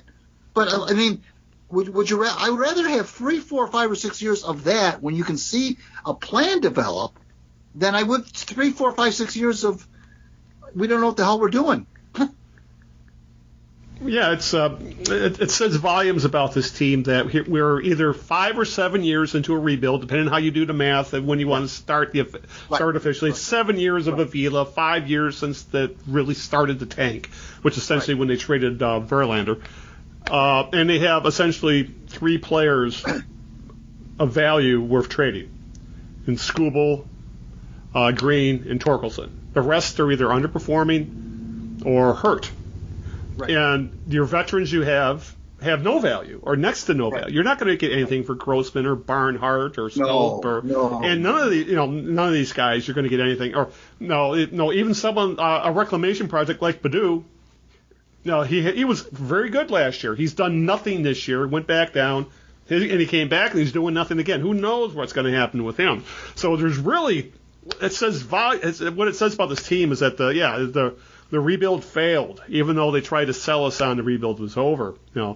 But I don't know. It's so frustrating at this point. But yeah, it's starting to look very much like it needs to be blown completely up from the GM, front office, and start over again. It's going to suck, but that may be the only way to fix what's broken. Speaking of fixing what's broken, Greg, it looks like the relationship between the Tigers and Eduardo Rodriguez is not broken. At least it's still going. The Tigers' big money free agent signing in the offseason, the starting pitcher, has been incommunicado since he went on the MLB's restricted list on June 13th due to personal issues, reportedly marital, but nothing's been confirmed. A couple weeks ago when we last spoke, the Tigers mentioned, Avila specifically, mentioned that a couple weeks he mentioned that he had reached out to Erod, and Erod had failed to reach back, essentially saying he was either ignoring them or not returning calls, whatever. It wasn't a good look. Apparently, Eduardo Rodriguez is no longer missing in action. He has returned the Tigers' calls, and they've put him on a throwing program developed from Chris Fetter. It is hoped that Rodriguez will be ready by the end of August, but to keep in mind, essentially he's starting spring training all over again. But the issue is, if there's any kind of setback, if there's any issues with his throwing program, the odds are we won't see him again until spring training. So it sounds like whatever Rodriguez had going on in his personal life, it looks like things are starting to be figured out, and he's ready to come back to baseball. And I guess the thing we have to remember with this, Greg, is that people yell and scream about, oh, my God, they're paying him $77 million, blah, blah, blah. Well, he can't do this and whatever. You have to remember he wasn't being paid, and he's still not being paid. So it's not like this money, they're just giving him money to sit at home. This is costing him, probably millions of dollars easily to get this stuff figured out. And I guess the other thing is he does have an opt-out after next year, so there's no guarantee he's going to see all that money from the Tigers.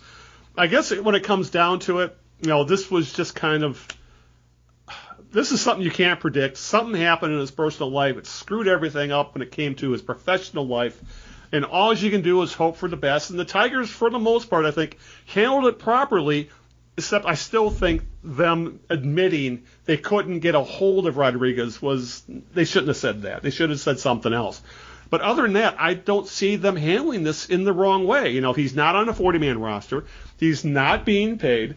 They've given him a program to follow. He's going to probably end up going to Lakeland and working up so on until he can get back to Detroit. So I don't know I'm not going to call this is one time I'm not going to blame Avila.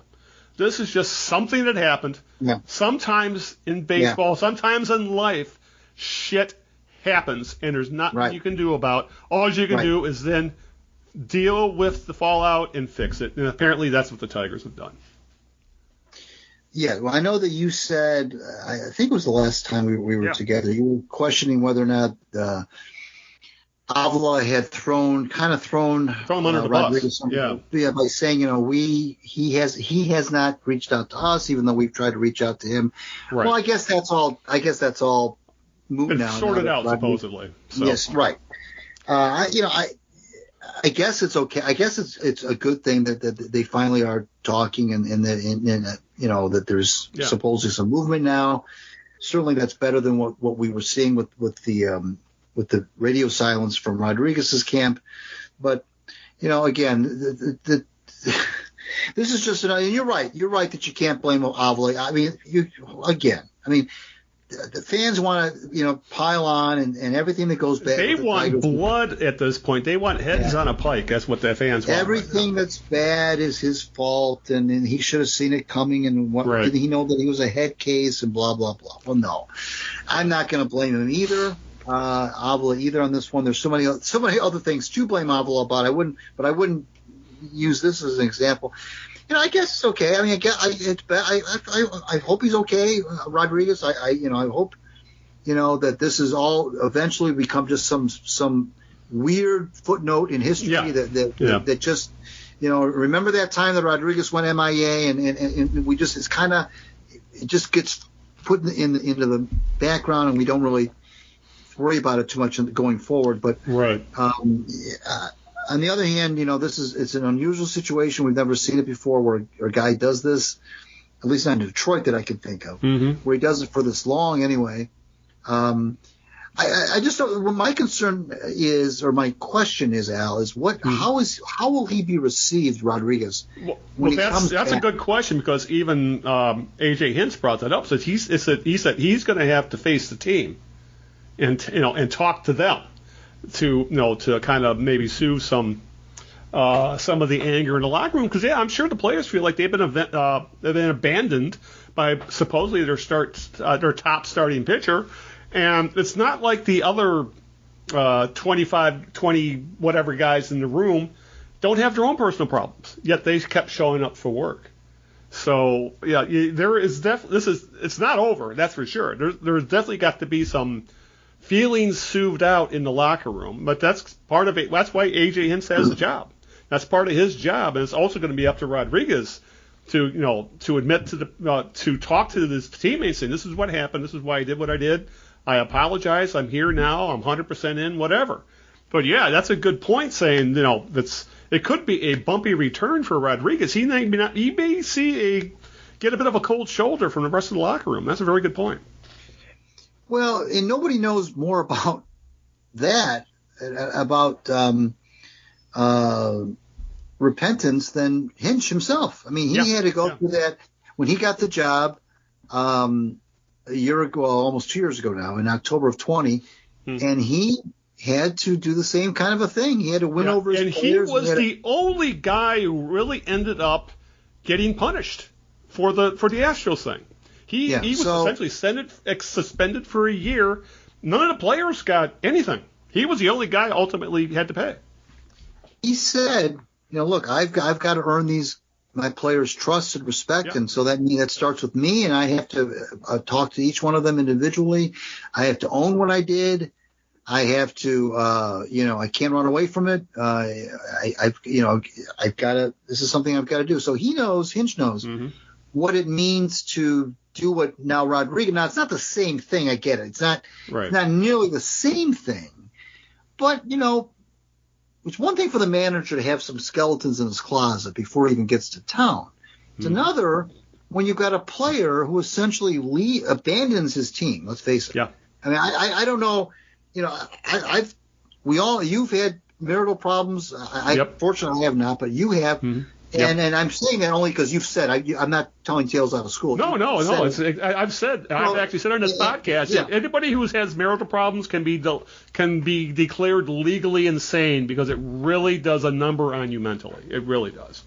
But I think even you would say that it's not cool to just be an incommunicado with your employer for that long. When I was going through a divorce, having the marital problems, I still went to work every day. Maybe my mind wasn't exactly where it should have been all the time, but I was there and doing the best I can. And I think that's the one thing that really, I think, rubs the fans and probably rubs players the wrong way, is that, we all have our personal problems. We all have our issues, be it medical, be it marital, be it monetary, be it whatever. And he felt that he could just walk away from his job, and he is so lucky to be able in that position where he could do that. And so when you factor in that, and then factor in that he essentially ghosted him for a month or whoever, we don't know for sure how long it really was, but that it's not a good look. And you're right, Rodriguez doesn't only have to win back the trust of his teammates. He's got to win back the trust of the fan base. And he may never win it back, to be honest with you. He's made his bed. Now he's got to lay in it, and hopefully he can fix it. I don't know if he can, but at least we're at the point where we're talking about him possibly rejoining the team, when before we didn't even know if he'd come back to baseball. So at least we're at that point. So I hope it works out. I really do, but it's the jury's still out on that. All right. Before we hit the home stretch on the podcast, Greg, let's change bases from the ugliness of the Detroit Tigers to the ugliest of the Detroit Pistons uniforms. Apparently, that's been the biggest. How's that for a segue? This has been probably the biggest story in this town over the past 24 hours. Is the return of the Grant Hill era teal uniforms for the Pistons. The Pistons are going to bring back their at least in my opinion, very ugly horsehead logo teal jerseys, which the franchise wore from 96 to 2001. They're going to have them for 10 games this season as their classic edition uniform. Essentially, it's their throwback alternate uniforms. They're going to bring back the teal. And what's interesting about this, Greg, is that this is, I think, divided the fan base right down the middle, and it's almost completely by age. It feels like the fans who are excited for the teal uniforms to come back weren't born yet, or at the very least were very young kids, and that was their first exposure to basketball, and they have nostalgic feelings for that was it essentially the Grant Hill, Jerry Stackhouse era Pistons. Now, for the rest of us, it was an ugly era of basketball. Every goddamn team in sports seemed to have teal uniforms. It was a fad, and the team wasn't all that good, and there's all kinds of Grant Hill drama. So it brings back the Grant Hill isn't blue collar enough stuff. You remember that argument back then? That Grant, as good as Grant Hill was, he wasn't tough enough to play in Detroit, which is absolutely dumb, but that led to him playing in the playoffs on a ruined ankle and a destroyed his ankle. And we could do a whole podcast on that. But be as it may, if you're old, you hate these uniforms. If you're young, you're excited for them and probably going to buy them. If you ask me, they're going to bring back the horsehead logo, bring back the red burgundy ones. Those were much better looking.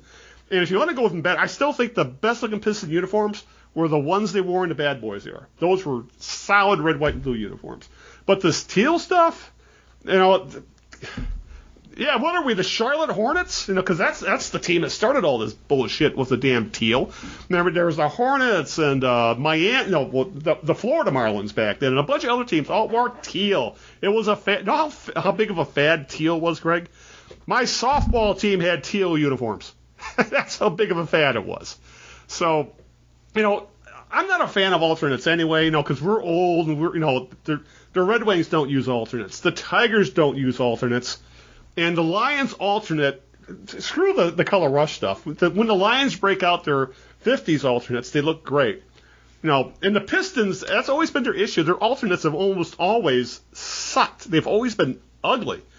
But the only one I've ever kind of liked was the lightning bolt ones from the 70s. But other than that, so this teal stuff, I'm old, I admit it, and I'm not a fan, but I'm not the people they're marketing to. The people the NBA is marketing to with these uniforms are in their 20s, and they're all over it. Yeah, it's funny because you mentioned how it's right down by age. I know our friend Ian Castleberry, who covers a lot of this kind of stuff, was I saw something he shared on Facebook is very vehemently against it as well. Apparently, It's not going to be very many games if they do this. Yeah. And but you remember, Al, that was a time frame. The NBA uniforms of the mid to late 90s were just atrocious. I mean, remember the Raptors uniform with that goofy looking dinosaur on it and crap. Sixers, right? The Vancouver Grizzlies had a god awful one. Yeah, there were so many of them. The Pistons weren't the only ones who went rogue back then. In fact, the Pistons was probably not nearly as offensive as some of these other ones. They were just so bad. I don't know what happened in the NBA, and it wasn't just the NBA. It was just the time frame. The mid to late 90s was just a weird, all across the board, from graphic design to logos to uniform, and not just sports, all across the whole, everywhere. It was just weird. It was just a weird time. We could all look at different eras, different pockets of time where fashion was bad. 70s bad fashion. You can go throughout pop culture and look at decades where you look back on it now, like, what were they thinking? The mid to late 90s in the NBA was just, it was just atrocious. Now, the teal, not my favorite either. I'm like you. Not my favorite by any stretch. And there wasn't really any success with those uniforms either. I mean, it was the Grant Hill era. Made the playoffs a couple of times. No real success wearing those uniforms. That those uniforms don't bring back any sort of memories in terms of great teams. They're not at all. But like you said, these younger folks who are, making, in these PR departments, marketing departments, and the audience for which they are appealing, are not us. That's for exactly sure. right. Well, I mean, that's okay. I mean, hey, ultimately, it doesn't matter what they're wearing as long as they win, and they can wear whatever they want. But it just does not. I don't. What I don't understand though is what the appeal is to the younger fans about these uniforms. If it's just the color scheme, or so like I say, it certainly has nothing to do with team success. There was no team success wearing those uniforms. Mm-hmm. So I'm not sure why they're being embraced by even the younger fan. I mean, is it just because they're a different color than you normally see? I don't know why they like them so much. It makes me feel like I'm Abe Simpson yelling at a cloud right now when it comes to this stuff. You're right. I don't know what they see in it, but it might be the logo. It might be the horse head logo with the exhaust pipes coming out. I don't know. It's just so different. Maybe it's because they were too young to remember them. Because I tweeted out. I'm sure it has a lot to do with it. I think that most people that like these weren't around to watch them. For the most part. Well, I tweeted out. I said the fans that want the uniforms were in kindergarten when the Pistons wore them. And I said, exactly. there are some things that I remember from when I was in kindergarten that should never have seen the light of day again. So I mean, I don't know. There's probably things I wore yesterday that shouldn't see the light of day. But be that as it may, you're right. Is that this is all nostalgia, and sometimes it's. I won't say it's not. It's nostalgia for us, part of that fan base, and the rest of it is just, I think, collectors just want something different. They buy everything that comes out when it comes to basketball shoes, when it comes to jersey, when it comes to hats. There's a market for it. I mean, it's the Oregon Ducks type of way of merchandising, where their uniforms can be like 100 different versions of it, and the kids love it, and we're like. I like one thing. That's it. Kids today, it's completely different. We're not who, as we've both said, we're not who they're targeting with this. We're long set in our ways, and we're both at the age where we accept that pop culture has passed us by, and they're not aiming anything at us anymore. Right. So it is what it is. If the kids like it, great. I think they're ugly, but if it makes people fans of the Pistons, that's a good thing. When you put it that way, because this is a team that does need they're starting to build the fan base back up, and anything that builds a fan base up is not a bad thing, because I'm not going to stop watching the Pistons because I think their uniform is ugly, but if it brings some people into the fold, then it worked, and it's doing exactly what the NBA wants, and I think that that's good, but I'm just going to say I think the uniforms are ugly, but I'm sure kids, if there were probably kids today would think stuff we'd like when we were in our 20s was absolutely asinine. So, that's just how it is. So, all right. I think that about wraps it up. We've had a good long podcast here. There's not a lot else going on. The Lions start training camp tomorrow, but there's not really a lot to talk about there. Hard Knocks starts in 2 weeks. I think hopefully. I may have to actually subscribe to HBO Max to watch Hard Knocks just to see what's going on so we can talk about it. So I think that's really the one thing I'm looking forward to in this offseason. I mean, this training camp, the Lions, Greg, is, because realistically, I think for the most part, the roster is set. I think all the intrigue is going to be Hard Knocks when it comes down to it. Yeah, I agree. So hopefully in a couple weeks we'll be able to talk a little Hard Knocks and there'll probably a preseason game in less than a month. Good Lord. See, more proof we're getting old, Greg. I feel like Hoyt Wilhelm. The years are flying by at this point. So, all right, let's start wrapping things up. So I'm sure Greg has a cold cocktail and a warm dog to take care of. So, who's your jerk of the week? Yeah, I'm going to go with this. It may not surprise you. I'm going to go with Jimmy Harbaugh. Yeah. For whatever reason, and I don't know why businesses, for example, especially mom and pop businesses who don't have name recognition beyond their local customer base, right, why they put their political views out there for consumption, because you're immediately, because we're such a polarized country now, you're immediately going to lose 50% of your business right off the bat. And I don't know why they do it. because I just don't get it. I'd much rather not know what a business's politics are. I don't care to know. Once I find out and it doesn't align with mine, I drop them like a hot potato. Mm-hmm. So why did Jim Harbaugh take this very public anti-abortion stance? Albeit he was trying to placate everyone by saying, I understand it's a difficult decision, but he landed on the side of anti-abortion or pro-life, whatever you want to call it. And it's totally within his rights as an American citizen to do that. So I'm not going to play the shut up and focus on football, Jim. I'm not going to play that card.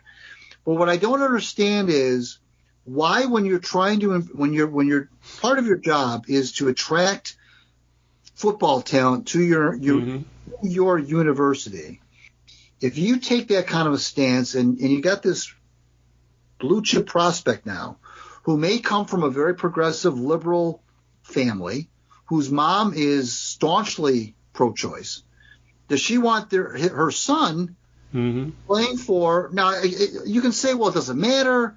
It's football. It's not, he's not a political, he just stated his opinion. Yes, that's true. But what I'm saying is, why would you take a public stance, which by the way, we didn't really know. It wasn't like we kind of, I didn't know. I didn't know that Harbaugh felt that way, Frank. I mean, some people you kind of know going in kind of where they lean. I had no clue until he popped up speaking at this church, and all of a sudden he's Mr. Pro Life guy, and I didn't know that. So why would you put yourself about whether he should have said it or not in terms because I disagree with him politically on this. I just don't. The reason he's jerk of the week to me is I don't know why you would do that and put yourself in a position now where it's tough enough. The competition to recruit these kids, even in Michigan, is tough enough without adding to it. I mean, now you're adding another wrinkle to your something else you have to overcome. Is what I'm trying to get at. Yeah. That you didn't have to overcome if you would just kept your mouth shut and not taken a stance. So my jerk of the week isn't the stance so much, is why he felt he had to do that, knowing that he's got to sell the university, who, by the way, is, if you poll the university and the students and the people who run it, his viewpoint is 180 degrees opposite of what most of the people at the university would tell you. So it's not the stance that makes him the jerk. It's his putting himself out there like that just, I don't understand what he was thinking. All right. This says something about how we do our jerk of the week, because we don't tell each other what our jerk of the week is before the show, because Harbaugh was mine as well. That's okay. We both have the same. Yeah. It's happened a couple of times in the past. And I'm going to go more like, he's a jerk of the week because he has a shitty opinion. Yeah. For a couple of reasons. One, I don't think a man should have any business telling a woman what to do with their body.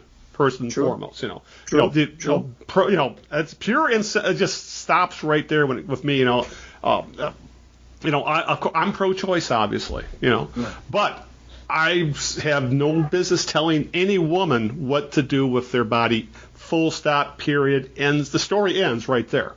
So here you have Harbaugh essentially lecturing women on their bodies and what they should do. And then he says, in the thing that came out today, when he said, well, if one of my players had instead of have them have an abortion, I would raise the kid for him. What? Okay, now you're just talking out your ass. Pure and simple. When he said that, I would raise the kid. Bullshit. No. I mean, come on. Harbaugh's a weird bird as it is. Taylor's football coach, but a weird bird. True. But to say something like that, that's just asinine. So you're right. It's.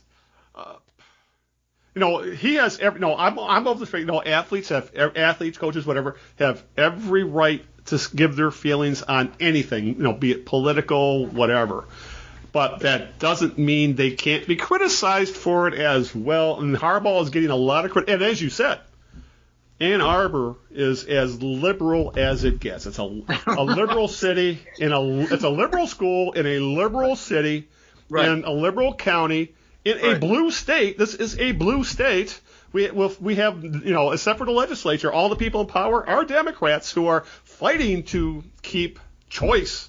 It's going to be it's likely going to be on the ballot this year. It will likely win in that, we will overturn we'll essentially put Roe v. Wade back in place here in this state because it's going to be on the ballot. And from all accounts, it's probably like a 65-35 kind of thing in that that woman has a right to choose. So I'm with you. This is one thing where I know this is because in a lot of ways Harbaugh is liberal. He was in he was Colin Kaepernick, for example, Black Lives Matter and all that. He spoke up of all that kind of stuff. But I'm sure this is because he's a staunch Catholic, a religious Catholic, and as a former Catholic who is now an atheist, I do see where I do know how a lot of these Catholics think. And this is a strictly Catholic thing. He's talking out of his religion, not so much politically. But in today's world, religion and politics mix more than they should, and in this case, that's where we're at. So, yeah, my jerk of the week is Jim Harbaugh for sticking his nose in place where it probably shouldn't. He has every right to have his stance on abortion. I just don't think he has the right to lecture people about it, and that's what he's doing right now, especially considering he has a bully pulpit. And and he's using that bully pulpit to essentially attack women. That's I'll put it pure and simple. So, all right, with that, Greg, that was a fun pod. Well, other than Ken Kal, it was a lot of fun. Other than that, it was a pretty damn depressing show. The Tigers suck. We hate the Pistons uniforms, and Jim Harbaugh's a lunatic. Oh my God. So, all right, let's get the hell out of here. So, if you could get out the thank yous and any plugs and all that fun stuff. Well, clearly, thank you to Ken Kal for joining us. It was a lot of fun. We appreciate his time, and we appreciate his perspective, his unique insight based on the kind of job he has following the team. And kudos for him for not fighting Paul Woods. Right. After all these years, right? Yes. I wanted to thank him, of course. Follow me on Twitter at Greg. Follow the Knee Jerks on Twitter at the Knee Jerks. So look for my WordPress Out of Bounds blog pretty much every week, every Monday. Check me out there, please. And hit me up on Twitter. I'm always on there. I have a lot of fun with talking sports on Twitter with kind of like a inner circle of folks that includes Bob Page and Ken Kal and some other folks where we have a lot of fun. John Wing, the comedian, we have a lot of fun together talking about sports. So hit me up on Twitter. And I want to thank my lovely wife Sharon for putting up with this nonsense. And thank you, Big Al, for making Tuesday night so gosh darn fun. Yes, it was a very rant-filled show from both of us today. It was something else. So, as always, if you want to listen to the show, we're available on all the usual podcast places. Where any place podcasts are aggregated, you can aggregated. You can find us. Aggravated. So this podcast is aggravating. That's for damn sure. You can find us on places like Apple Podcasts. We're on YouTube, Stitcher, iHeartRadio, Spotify, Google Play, Amazon Music, Deezer, Radio Public, thekneejerks.net. That is the homepage. You can go right there for the show notes, for any links. I'll have links to like Greg's blog, links to Twitter. I'll have links to any pertinent information we talk about in the show. And of course, you can download the MP3 right from that page. Essentially, that's where all things Knee Jerks are located. And as Greg said, follow us all on social media and all that fun stuff. So, also give a shout out to Linda, who's in the ER tonight, saving lives. And she's pulling her hair out while she's doing it, unfortunately. So it's been a fun few years, and we're still not out of the woods with the pandemic. But anyway, with that, hopefully we'll have some Lions football to talk about on the next show, Greg. We'll actually be talking, I can't remember the last time we actually talked some serious, well, probably the draft was the last time we talked football. So we'll actually have a little bit of football to talk about. We'll probably rag on the Tigers some more because we'll have the trade deadline will have passed, so hopefully we'll have lots to talk about when it comes to roster changes. We'll call them out on that. So other than that, then, let's get the hell out of here. So I need another beer. So until this time, 2 weeks from now, we'll be talking some Lions and Tigers, and who knows what else. Who knows what Jim Harbaugh's going to do next. This is Al Beaton saying good evening, good luck, and aloha. Ciao, Italy. We'll see you in 2 weeks.